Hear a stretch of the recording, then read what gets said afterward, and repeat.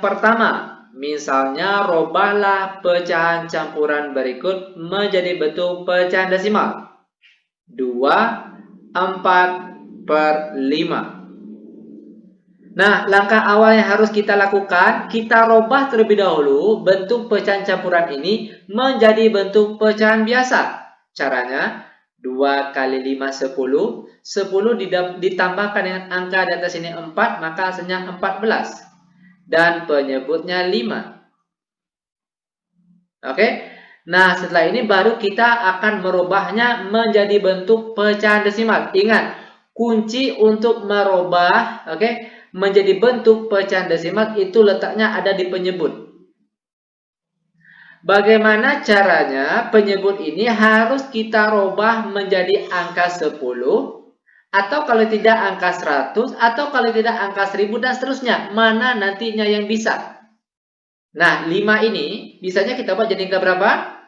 Yaitu tentunya menjadi angka 10 dengan cara yaitu 5 dikalikan dengan 2.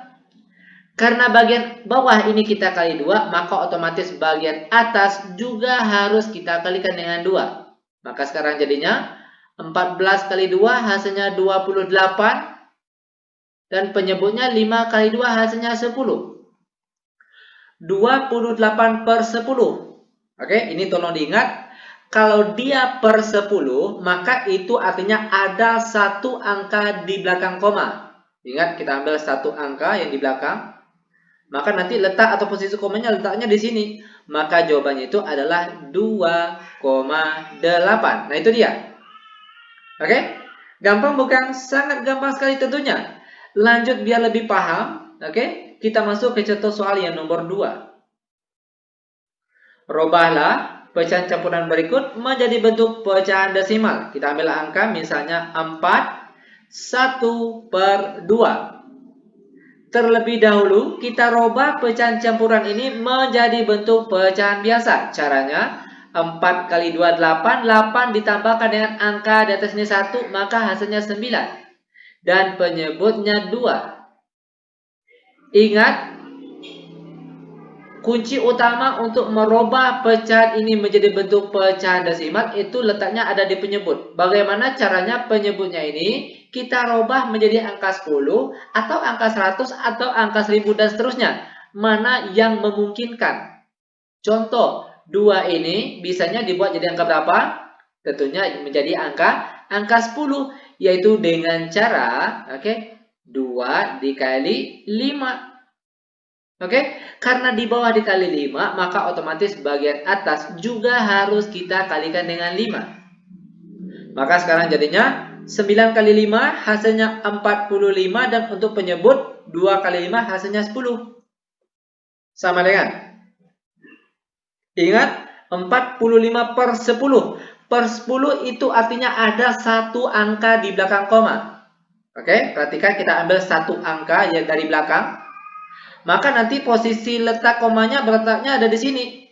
Maka jawabannya itu adalah 4,5. Nah, itu dia jawaban untuk contoh soal yang nomor 2. Lanjut, biar lebih memahami lagi, kita masuk ke contoh soal nomor 3. Perhatikan langkah-langkahnya. Kita ambil angka misalnya 6/3/5. Sama dengan 6 kali 5, 30. 30 ditambah 3 hasilnya 33. Dan penyebutnya 5. Sama dengan 5 ini, angka 5, ini bisanya kita buat jadi angka berapa? Apakah angka 10, 100, atau 1000, atau seterusnya? Mudahnya kita buat jadi angka 10 saja, yaitu dengan cara, yaitu 5 ini kita kalikan dengan 2. Karena yang di bawah kita kalikan 2, otomatis bagian atas ini juga harus kita kalikan dengan angka 2. Maka sekarang jadinya 33 kali 2 hasilnya 66. Lalu kalau 5 kali 2 hasilnya 10. 66/10. Ingat, kalau per 10 itu artinya ada satu angka di belakang koma nantinya. Lalu kita ambil angka yang paling belakang, satu angka. Maka nanti letak ataupun posisi komanya letaknya ada di sini, ada di satu angka di belakang koma. Maka hasilnya itu adalah 6,6. Ini dia jawaban untuk contoh soal yang nomor 3. Oke, lanjut ke contoh soal yang nomor 4, biar kalian benar-benar memahaminya. Kita ambil contoh soal, misalnya angka berapa lagi nih? 2 per 25. Oke, sama dengan, terlebih dahulu kita rubah menjadi bentuk pecahan biasa. 2 kali 25 hasilnya 50. 50 ditambah 2 hasilnya 52. Dan penyebutnya 25. Oke, nah sekarang baru kita akan merubahnya menjadi bentuk pecahan desimal. Ingat, kuncinya ada di penyebut. Bagaimana caranya? Ini penyebutnya kita rubah menjadi angka 10 atau angka 100 atau angka 1000, mana yang bisa nantinya. Nah, kalau kita lihat angka 25 ini bisanya dibuat jadi angka berapa? Yaitu tentunya menjadi angka 100 dengan cara 25 kita kalikan dengan angka 4. Oke? Karena yang di bawah kita kalikan dengan 4, maka otomatis bagian atas juga harus kita kalikan dengan 4. 52 kali 4 itu hasilnya kalau tidak salah 208. Nanti boleh dicek pakai kalkulator. Lalu kalau 25 kali 4 hasilnya 100. Sama dengan per 100. Ingat, kalau per 10 tadi itu artinya ada satu angka di belakang koma. Itu kalau per 10. Nah, kalau per 100 itu artinya ada 2 angka di belakang koma. Sekarang kita ambil 2 angka dari belakang. Oke. Nah, ini dia. Maka nanti otomatis posisi atau letak komanya letaknya di sini. Oke. Maka jawabannya itu adalah 2,08. Nah, ini dia jawaban untuk contoh soal yang nomor 4. Lanjut ke contoh soal selanjutnya, contoh soal nomor 5.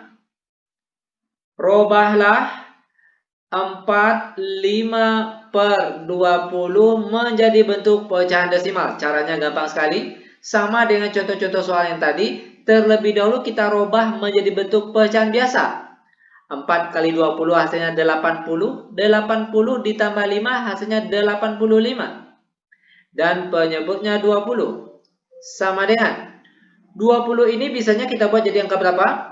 Angka 10, 100 atau 1000. Nah, mudahnya tentunya kita buat menjadi angka 100 dengan cara, oke, dengan cara 20 ini kita kalikan dengan 5. Oke, karena bagian bawah kita kalikan dengan 5, otomatis bagian atas juga harus kita kalikan dengan 5. Sama dengan bagian atas 85 dikali 5 berapa? Yaitu hasilnya adalah 425. Dan untuk penyebutnya 20 kali 5 hasilnya 100. Per 100. Ingat, kalau per 100 itu artinya ada 2 angka di belakang koma. Kita ambil 2 angka dari belakang. Oke, perhatikan. Ini dia. Nah, otomatis letak ataupun posisi komanya letaknya ada di sini. Maka jawabannya itu adalah 4,25. Oke, itu dia jawabannya. Oke, lanjut lagi. Biar kalian benar-benar paham. Kita ambil contoh soal nomor 6. Misalnya angka berapa lagi nih? Angka 1. Lalu 3 per 50. Oke, sama dengan. Terlebih dahulu kita rubah menjadi bentuk pecahan biasa. 1 kali 50 hasilnya 50. 50 ditambah 3 hasilnya 53. Dan penyebutnya 50. Sama dengan 50 ini bisanya kita buat jadi angka berapa? Apakah angka 10, 100, atau 1000? Itu tentunya angka 100. Ya kan? Dengan cara 50 dikalikan dengan 2. Karena angka di bawah dikalikan dengan 2, otomatis angka di atas juga harus kita kalikan dengan angka 2. Ingat, dia harus dioperasikan dengan angka yang sama. Sama dengan 53 dikali 2 hasilnya 106. Lalu kalau 50 kali 2 hasilnya 100. Ingat sekali lagi, kalau per 10 itu artinya ada satu angka di belakang koma. Kalau dia per 100 itu artinya ada 2 angka di belakang koma. Kita ambil 2 angka dari belakang. Oke, maka nanti letak ataupun posisi komanya letaknya ada di sini. yaitu 1,06.